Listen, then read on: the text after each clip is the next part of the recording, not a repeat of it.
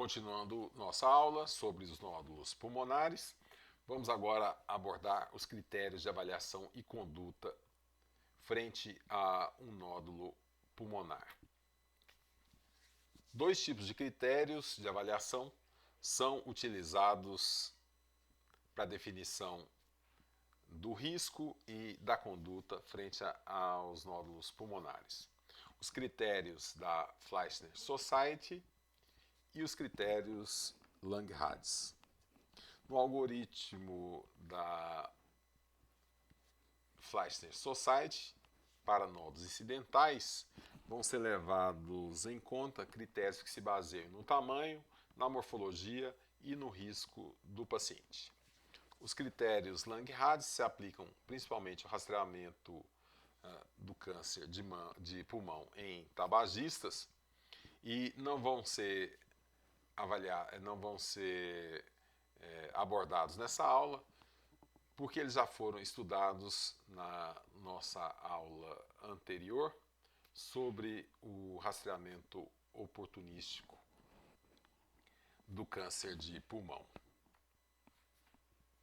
Então, em relação à estimativa do risco, de acordo com a Fleischner Society, os pacientes vão ser divididos em dois grupos. Aqueles pacientes de baixo risco,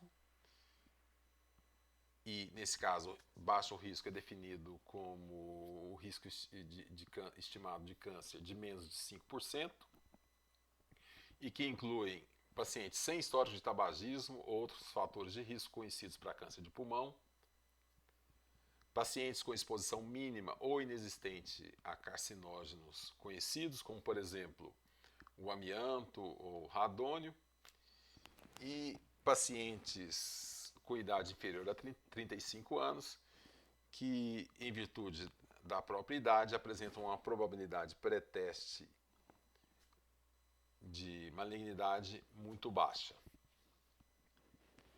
Por outro lado, existem aqueles pacientes que são considerados de alto risco e que incluem pacientes com histórico de tabagismo atual ou anterior, especialmente aqueles com a carga tabágica alta, maior que 30 anos maço, pacientes que apresentam fatores de risco conhecidos, como por exemplo histórico familiar de câncer de pulmão, exposição ocupacional, como por exemplo ao amianto, a substâncias radioativas, como por exemplo o urânio, ou a doenças relacionadas ao ambiente de trabalho, como por exemplo exposição à sílica, pacientes com histórico de câncer de pulmão ou outras doenças malignas. E também aqueles pacientes com mais de 35 anos, porque eles apresentam uma maior probabilidade pré-teste. Os critérios da Fleischner Society vão dividir os nódulos em nódulos sólidos, únicos, então nódulos sólidos e únicos menores que 6 milímetros, em pacientes de baixo risco, não vão necessitar de acompanhamento de rotina. Naqueles pacientes de alto risco, existe a possibilidade de uma tomografia computadorizada opcional em 12 meses após a identificação do nódulo. Em nódulo sólido solitário de 6 a 8 milímetros, se o paciente for de baixo risco, está indicada uma tomografia computadorizada complementar de 6 a 12 meses após o primeiro exame, e também deve ser considerada uma nova tomografia em 18 a 24 meses, se não houver progressão do nódulo. Naqueles pacientes de alto risco, essa tomografia adicional deve ser feita em 6 a 12 meses e depois repetida em 18 a 24 meses. E se o nódulo sólido solitário for maior que 8 milímetros e o paciente for de baixo, tanto faz se o paciente for de baixo ou alto risco, deve-se considerar uma nova tomografia em 3 meses, existindo ainda a possibilidade de se fazer um PET-CT ou mesmo a obtenção de material tecidual do nódulo, através de algum tipo de biópsia, seja biópsia aberta ou biópsia guiada por tomografia ou ultrassom, se for possível, com agulha. Naqueles nódulos sólidos múltiplos, quando eles forem menores que 6 milímetros e o paciente for de baixo risco, não é necessário acompanhamento de rotina. Se o paciente for de alto risco, existe a possibilidade de uma tomografia que é opcional em 12 meses após a primeira tomografia. Se os nódulos múltiplos forem sólidos e com tamanhos entre 6 a 8 milímetros, nos pacientes de baixo risco, está indicada uma tomografia em 3 a 6 meses após o primeiro exame e depois considerar uma tomografia em 18 a 24 meses. E se o paciente for de alto risco, com múltiplos nódulos sólidos, de tamanhos entre 6 a 8 milímetros, está indicada uma tomografia em 3 a 6 meses e depois ela deve ser repetida em 18 a 24 meses. Já naqueles pacientes com nódulos sólidos maiores que 8 milímetros, e se o paciente for de baixo risco, está indicada uma tomografia de 3 a 6 meses e depois considerar uma tomografia em 18 a 24 meses. Se o paciente for de alto risco, ele deve fazer tomografia complementar em 3 a 6 meses, depois repetir em 18 a 24 meses após o primeiro exame. Isso se não houver variação importante nas dimensões desses nódulos.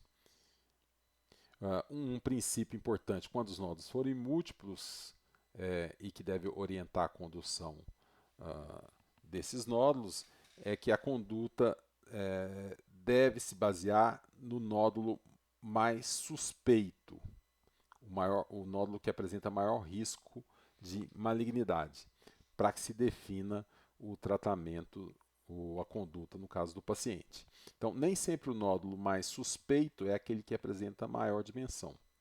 É possível, por exemplo, que você tenha um nódulo maior, mas com contornos lisos, e um nódulo que seja menor, mas com contornos espiculados. Então, a conduta deve se basear nesse nódulo espiculado, porque pelas suas características, ele já apresenta intrinsecamente um maior risco de corresponder a uma neoplasia. Em relação aos nódulos subsólidos únicos, se eles forem menores que 6 milímetros, não é necessário acompanhamento de rotina. Se for um nódulo em vidro fosco único maior ou igual a 6 milímetros, deve-se fazer tomografia computadorizada de 6 a 12 meses e, se esse nódulo persistir, por que se ele persistir? Porque esses nódulos frequentemente podem corresponder a alterações de natureza inflamatória ou infecciosa, então eles podem desaparecer nesse exame de controle. Mas se eles forem persistentes, deve-se fazer tomografia a cada 2 anos até completar 5 anos de rastreamento. Isso porque, se nós lembrarmos que esses nódulos subsólidos podem corresponder a adenocarcinomas iniciais, que têm um crescimento lento, e daí a necessidade de acompanhá-los por um tempo mais longo. Naqueles nódulos parcialmente sólidos, quer dizer, que além do componente subsólido tiver um componente sólido e forem únicos, e com dimensões maiores ou igual a 6 milímetros, deve-se realizar tomografia computadorizada de 3 a 6 meses, e se o nódulo for persistente e o componente sólido permanecer menor que 6 milímetros, deve fazer uma tomografia anual até 5 anos. Tá certo? Se ele crescer e aumentar o componente sólido, ele já passa para uma categoria de risco maior, aí deve-se fazer já a abordagem mais agressiva com obtenção de material histológico do nódulo. Vamos ver aqui um exemplo. Nesse caso, nós temos aqui um nódulo semissólido, localizado no pulmão esquerdo. Esse é o exame inicial. Então, era um nódulo com dimensões ao redor de 1 centímetro. Foi feito um exame de controle 4 meses após, e o que se observou foi o desaparecimento completo deste nódulo. Então, isso provavelmente se tratava de um nódulo inflamatório, infeccioso ou não, e esse nódulo então se resolveu com o tempo, desapareceu completamente, então a gente já fica tranquilo, nódulo de características benignas. Mas aqui nós temos um outro exemplo, exame inicial, existe essa área, veja que é uma área bem tênue, né, de aumento de densidade, com características, veja que os vasos no interior desse nódulo permanecem visíveis, o que confirma que se trata de um nódulo subsólido, um nódulo com atenuação de vírus dispolido. Esse é o exame inicial. 15 meses depois, não parece haver um aumento importante do tamanho do nódulo, mas existe um discreto aumento da densidade desse nódulo, ficou mais denso.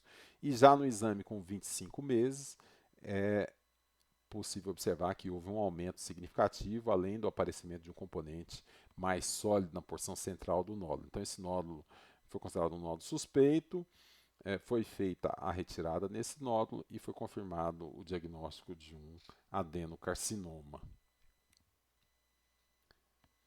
No caso de nódulos subsólidos múltiplos, naqueles menores que 6 milímetros, deve-se fazer uma tomografia computadorizada de 3 a 6 meses. Isso para observar se não são nódulos inflamatórios ou infecciosos. Né? Se eles permanecerem estáveis, então considerar tomografia em 2 e 4 anos em pacientes de alto risco. Naqueles pacientes que apresentam múltiplos nódulos subsólidos maiores que 6 milímetros, deve ser feita então a tomografia de 3 a 6 meses e tratamento subsequente com base no nódulo mais suspeito. Tá certo? E aqui então encerramos a segunda parte da aula e aguardo vocês na terceira parte.